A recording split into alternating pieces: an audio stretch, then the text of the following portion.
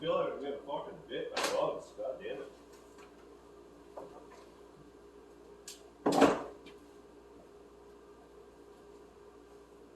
Fucking assholes.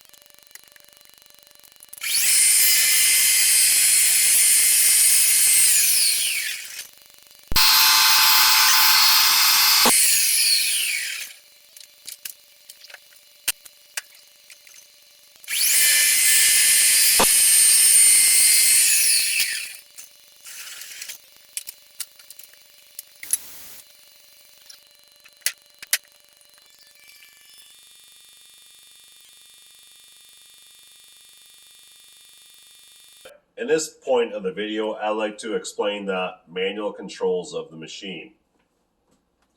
We got our main power switch here.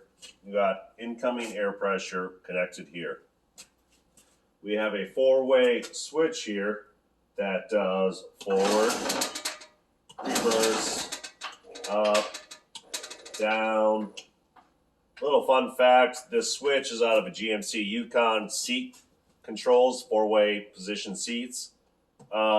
This one in its resting spot will short all four terminals together. No bueno when you want to run automatic mode. You want each circuit individualized. So when you're trying to run automatic and you got one of these dumbass switches in here and it's going crazy, it's because it's shorting everything together. So what I had to do is go in there, tear off all the four contacts that were shorting itself out, and now it's working beautifully. Next button we got is an e-stop button, which probably should have been first, safety first, yeah, whatever. Press that in, it kills all the controls of the machine. You can't do shit with it. You get a little titty twister action, and yeah, you're back alive. Cool beans. Now our next switch down is we got our blade control. Throw that on. That'll spin the blade, also control the water, and also control how fast the machine drives, which I'll explain with the diagram for that relay. Now our controls we got are the pneumatic ones. We got air coming in. We have flip that lever. This is going to try to pull apart that blade. I have 4 cylinders, each 2.5 diameter. According to the engineer's toolbox, it should do 477 pounds of force each cylinder. 4 cylinders, so you're close to about 1,920 pounds, almost a full ton of force trying to stretch that blade out for tensioning. Next pneumatic switch we got is our guide bar. Press that in, it'll adjust, go closer, press it away, goes away. I keep 30 pounds of pressure inside that cylinder so it's fighting each other so it stays pretty rigid and it won't self-track. Next switch we got for pneumatics is dog clamps. Throw it left, it'll move them cylinders to the left and clamp your log in place. Throw it right, releases the pressure. Yeah, that's all for manual. Sweet. So this is the schematic for the, what I like to call the cutting relay. This controls all aspects while it's cutting. You can tell it's a good diagram because it's drawn in crayons. When I used to have to go up to DC to bail those boys out, I'd always bring a box of crayons on my van. That way I can draw schematics for them and they can understand and clap their hands and be happy. Joe Kaminsky. So I like to use 110 volt coil relays. That way you don't have to use additional power supplies to run this shit and take up more space. So that being said, I always got 110 volts coming to the coil. Coil's always hot. And where I like to control it is through the ground circuit. The ground starts here, ground of the machine goes to the E-stop button. And then from there, it goes to an E-stop relay, which controls other various controls of the VF drives. We're not really worried about that right now. So we'll continue on with this ground circuit. It's joined at the same pin. One of the legs goes to relay number 5 of the Raspberry Pi. When that relay closes, it energizes the coil on this relay. I also have a motor switch on the outside of the control box. When I close that, that also energizes that for manual control. Raspberry Pi automatic, motor switch, manual. So, when you energize this relay and close all 3 of the contacts, what happens is ground is supplied to the water valve. I keep that bitch hot too. I always 110 volts going to it. We have a VF drive signal, the Delta one for the drive. When that one closes, it tells the VF drive to run at a very slow speed. Right now it's set at 7 hertz. So when it's open, it'll run whatever speed it's set at, 60 hertz, full speed. But as soon as this relay closes, it runs it at 7 hertz for cutting.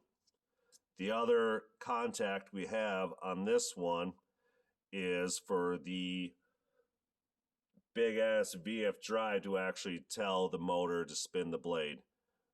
Normally open, so when you close it, it gives a signal to the VF drive to turn on and run the blade.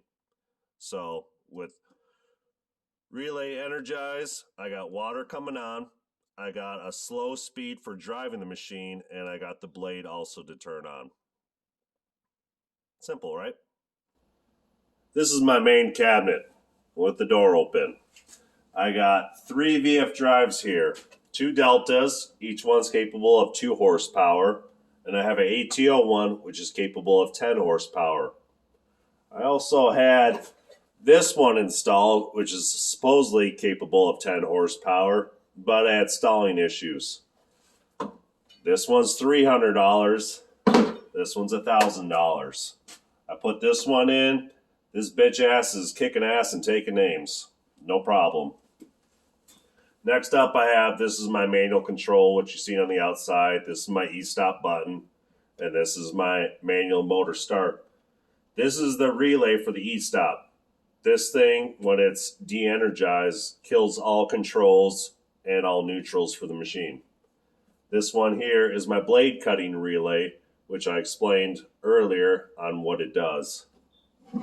Next up, we got our Raspberry Pi. It's credit card, size, little bastard. This is what runs my automated program. This is the relay board. I use about 5 relays out of the 8 to control the machine. Front, back, up, down, and blade turn on. These are other 2 relays here are for my input sensors. I got home stop procs, and then I got my end stop procs. When it's at home, you can't even run the machine back any farther. This signal bypasses the drive function of to go in reverse. The end stop one tells the Raspberry Pi, hey, stop what you're doing. It's time to go up. Let's go back home. Yep, good enough. Fuck that. All right, this is the outside of my control cabinet. Here is the remote control for the big-ass VF drive that runs the blade. Here's my little TV screen. It has the Raspberry Pi operating. It's basically like a Windows. So once I open my program, I hit my run button or hit space bar. Program runs.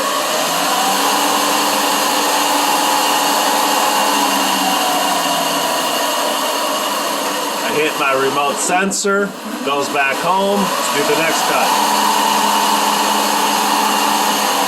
Control C kills the command.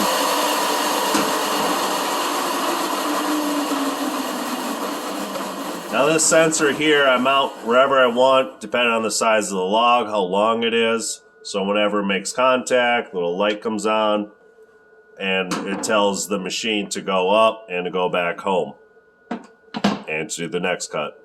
This is the code I wrote in Python on the Raspberry Pi. And to start off, I had to write a couple rules. Rule number 1, do not harm humans. This being a robot, you don't want to go all ape shit and crazy and yeah, all hell breaks loose. Rule number 2, if your bipolar ex-fiance was to hit you when you were sleeping and punched you in the face the night before the wedding, cut her bitch ass into small boards because that'll give the prison system one less piece of shit to feed. Now we want to import rpi.gpio as GPIO. We want to import time. That gives us our time settings. We want to set our warnings to false so you don't get a bunch of bitch-ass error codes showing up. We want to set our mode gpio.bcm. This keeps our pins lining up with the correct names. The other way is just crap. I hate it. Don't use it. Use this one. Now we want to set up our inputs. I got 21 and 26 coming in. Those are my home stop and end stop proxies. We got 5, 6, 13, 16, 19 pins as our outputs. Relays 1 through 5. The reason I chose them is because that's what the relay board is set up to take. So, well, true. What that means is while that prox is off, it's going to run the machine forward and cut. And I have to turn off a bunch of relays because the Raspberry Pi is so damn sensitive. It's trying to turn on all the relays because of static electricity or some bullshit it made up. So when that prox is off, it comes to the end, and then the end stop prox kicks on, and then it goes up for, where the hell is it here?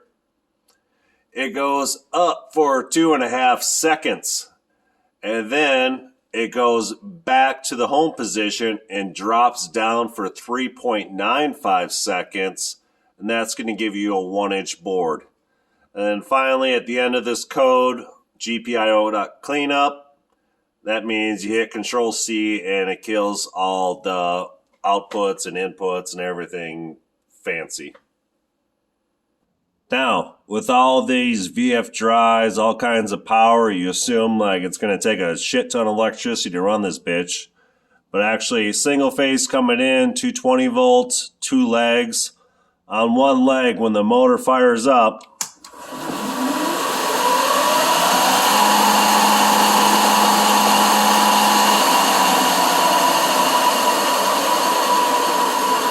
it hits about 15 amps on ramp up, which is normally when the motor is going to pull its most amps. Once it's cruising, it's pulling about 5 amps on one leg.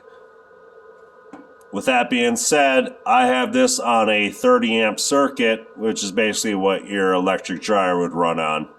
And that's plenty of power to run this machine. When it's cutting logs, it's usually ramping up about 8 amps under load. Alright, now I'm going to talk about the mechanical portions of the machine. For starters, we have some Volkswagen Passat wheels I bought off Craigslist. Ad said they were 20-inch wheels, but they were 17 when I showed up. But at least the asshole kept them clean.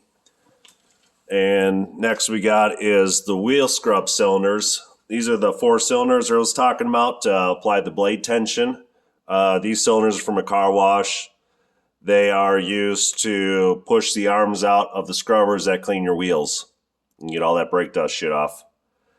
Next up we got is my scale for what I'm cutting. This little arm here with the wheel, when it sets down on the log, moves that little arm around and tells me how much I'm cutting.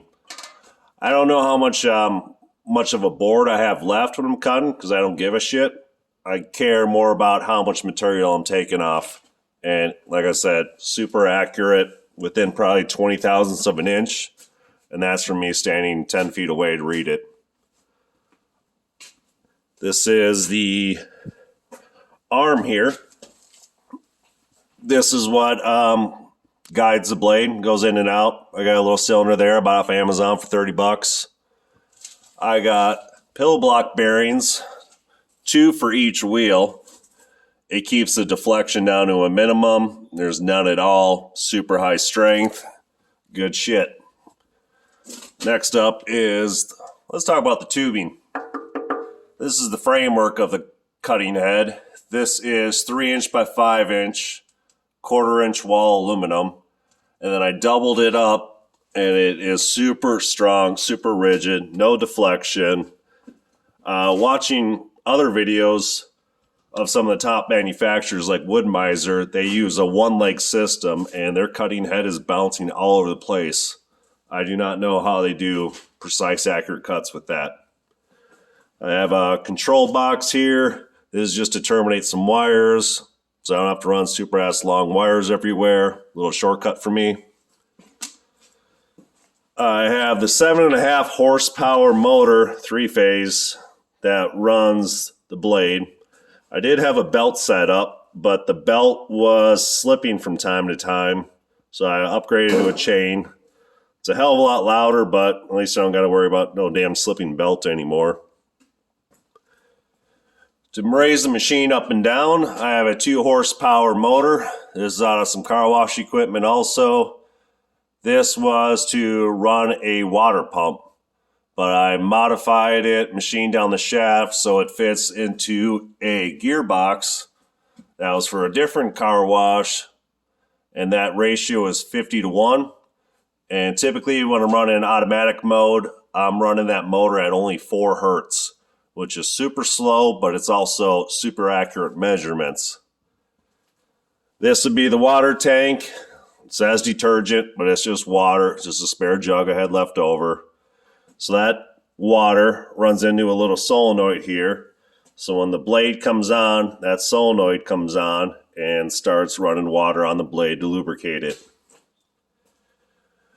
The drive portion of it is I have a 1 horsepower motor on each side and a 30-1 gearbox on each side.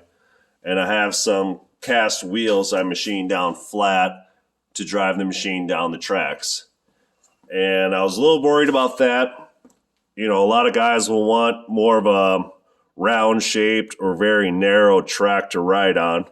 So I just added this little paintbrush here. Gives the nice rails a nice little mustache ride.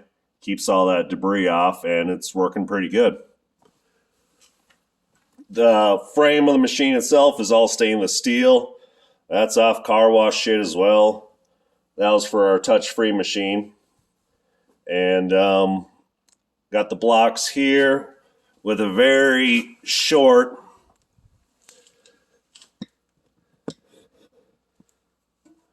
lip to catch on. It's about 400 thousandths of an inch. I can machine boards down to 1/2 inch thick, if not a little bit less. It works very nice to split a 1-inch board to 1/2 inch boards. It was kind of one of my goals when I was making the machine to make 1/2 inch boards out of 1 inch so I don't have to rip them down the table saw and lose some fingers. Very nice for making trim work. The hell else we got on this thing? These are my board returns here, spring loaded. Catches the board, brings it back, shoots it out. Less work for me. I'm fat and lazy.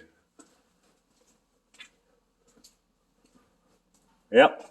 So most of this machine is made out of recycled car wash parts. I worked for North America's largest car wash manufacturer for a few years.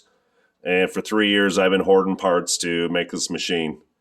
So basically, the only money I really have into it is that VF drive that was $1,000. Everything else was pretty much $30 here, $30 there. So I probably got about $1,500 tied in this machine. Cutting with, so no dudes lose their erection if I don't mention how fat of a board it'll cut. It'll cut 27 inches wide and about 8-inch depth of a cut. I'm down here in North Carolina. Most of our trees are about 20-inch diameter, so it's going to be hard to find a log that thick and girthy. This is the first machine I built.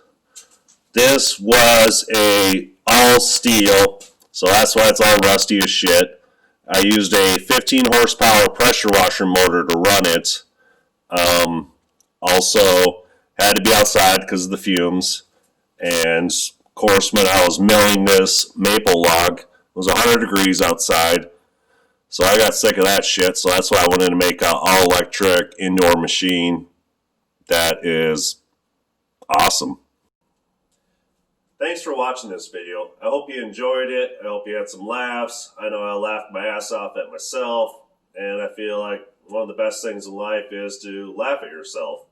And I hope it didn't offend you. If it did, I'm not sorry. That's just being a pussy. And this country is being laughed at by the rest of the world for being sensitive to everything.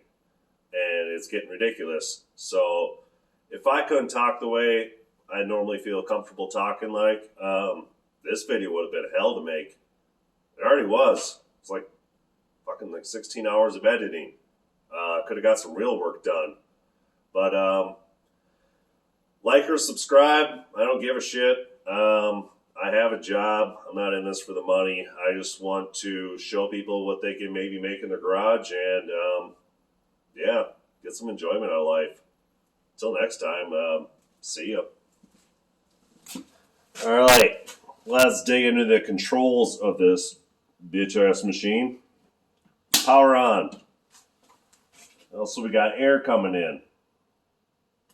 And my fucking air is turned off. God damn it.